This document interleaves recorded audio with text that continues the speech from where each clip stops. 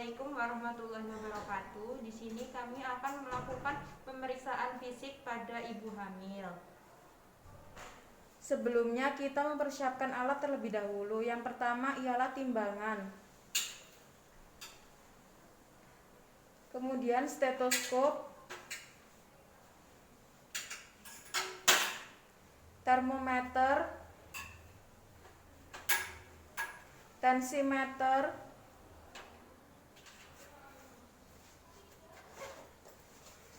stetoskop, refleks patella, dan selimut. Kemudian kita siapkan yaitu handscoon, kapas steril, kasa steril, dan sabun antiseptik. Kemudian petugas mempersiapkan ibu hamil untuk mengosongkan kandung kemihnya. Assalamualaikum Bu. Waalaikumsalam. Perkenalkan, saya perawat Agita. Di sini saya akan melakukan pemeriksaan fisik pada ibu. Apakah benar ini dengan Ibu Anggi? Iya benar. Permisi ya. Apakah Ibu Anggi setuju akan dilakukan pemeriksaan fisik? Setuju. Sebelum dilakukan pemeriksaan fisik, apakah Ibu ingin BAK atau BAB terlebih dahulu? Sudah barusan. Oh ya sudah kalau gitu. Sebelum melakukan pemeriksaan fisik kepada ibunya, kita melakukan anamnesa terlebih dahulu, di mana kita akan menanyakan riwayat perkawinan ibu, riwayat penyakit ibu serta keluarga, status riwayat haid dan HPHT, riwayat menstruasi ibu saat hamil, riwayat imunisasi, dan kebiasaan ibu. Baiklah Bu, jika Ibu setuju, saya akan melakukan pemeriksaan fisik.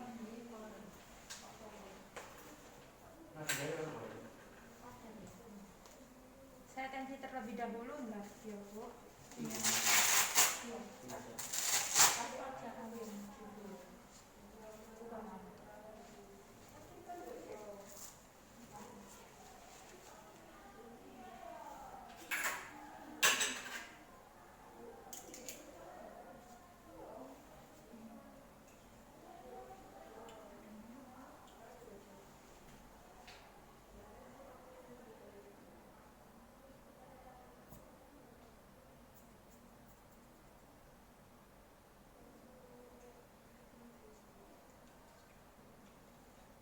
Baik Bu, nilai tekanan darah Ibu 120/80. Nilainya normal ya Bu? Iya.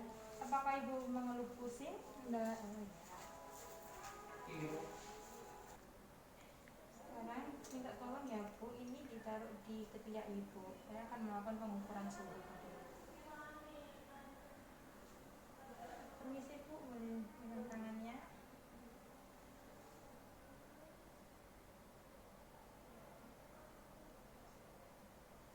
Baik Bu, sudah selesai. Tunggu ya Bu, tunggu sebentar lagi.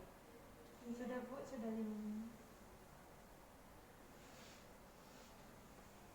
Suhunya normal ya Bu, tidak ada masalah. 37 derajat.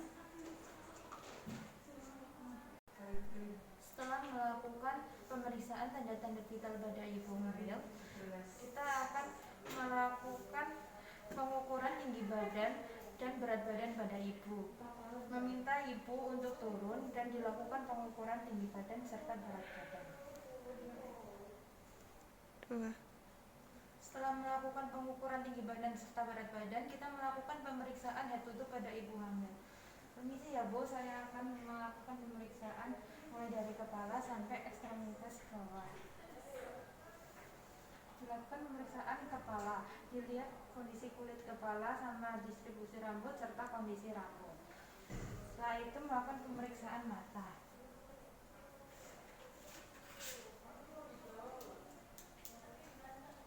Kita buka matanya Bu.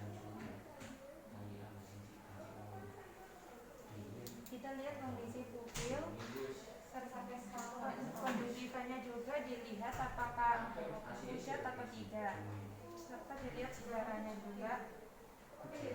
Setelah itu lakukan pemeriksaan pada hidung, dilihat apakah bentuk hidungnya normal atau tidak, serta dilihat juga kondisi dalam hidung ibu apakah kotor atau tidak.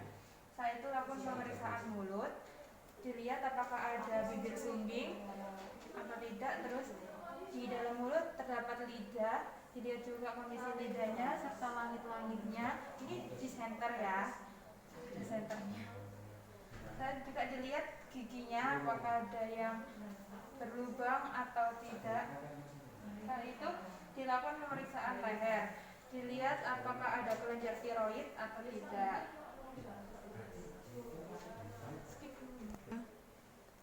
Selanjutnya lakukan pemeriksaan dada, lihat kondisi jantung ibu, paru-paru ibu, payudara ibu, puting susu ibu, dan pengeluaran ASI pada ibu apakah sudah siap atau belum. Setelah itu kita juga lakukan pemeriksaan uterus pada ibu, yaitu dengan mengukur tinggi fundus uterus. Nanti akan dilakukan pada saat pemeriksaan Leopold. Setelah itu juga dilihat adanya kontraksi pada bayi tersebut atau tidak, dan pergerakan janin. Dan setelah itu lakukan pemeriksaan pigmentasi pada ibu, lihat adanya linea nirga, stria, dan fungsi pencernaan yang lainnya. Setelah itu juga periksa kondisi perineum dan genitalia pada ibu, dilihat dengan vaginanya apakah terdapat varises atau tidak, serta kebersihan pada vagina ibu. Dan ekstremitas, yaitu ada ekstremitas atas serta ekstremitas bawah, dilihat apakah ada edema atau tidak, serta dilakukan pemeriksaan refleks. Selanjutnya lakukan pemeriksaan eliminasi pada ibu, baik eliminasi urin maupun eliminasi fekalnya. Dan kaji juga istirahat serta kenyamanan pada ibu, bagaimana pola tidur ibu, jam tidur ibu, apakah ibu sering terbangun atau tidak. Selain itu kita juga kaji mobilisasi ibu dan latihan ibu, bagaimana tingkat mobilisasi ibu, serta latihan-latihan pada ibu, atau mungkin ibu ini sedang melakukan latihan senam hamil atau tidak, pernah atau tidak melakukan latihan-latihan yang ringan, baik itu senam maupun latihan-latihan ringan yang lainnya. Kaji juga nutrisi dan cairan, bagaimana kondisi pemasukan serta pengeluaran, apakah seimbang atau tidak. Dan kaji juga keadaan mental ibu, adaptasi ibu psikologisnya, termasuk kesiapan ibu yang akan menjadi seorang ibu itu, apakah dia sudah siap atau tidak menerima anaknya serta menerima perannya menjadi ibu. Dan selanjutnya kaji juga pola hidup yang meningkatkan resiko kehamilan dan persiapan persalinan. Di sini kita akan melakukan pemeriksaan Leopold kedua, yaitu menentukan punggung kanan dan punggung kiri bayi. Dengan caranya yaitu meletakkan telapak tangan kiri pada dinding perut lateral kanan, sedangkan telapak tangan kanan pada dinding perut lateral kiri ibu, sejajar dan pada ketinggian yang sama. Mulai dari bagian atas, tekan secara bergantian atau bersamaan telapak tangan kiri dan kanan, kemudian geser ke arah bawah dan rasakan adanya bagian yang rata dan memanjang. Apabila terasa bagian yang rata dan memanjang, itulah posisi punggung bayi. Selanjutnya, rasakan juga bagian yang kecil, yaitu bagian ekstremitas bayi. Selanjutnya, saya akan melakukan pemeriksaan Leopold 3, di mana Leopold 3 ini bertujuan untuk menentukan bagian terbawah janin. Dengan cara atur posisi pemeriksa pada sisi kanan dan menghadap ke bagian kaki ibu. Letakkan ujung telapak tangan kiri pada dinding lateral kiri bawah, telapak tangan kanan pada dinding lateral kanan bawah perut ibu. Tekan secara lembut bersamaan atau bergantian untuk menentukan bagian bawah bayi.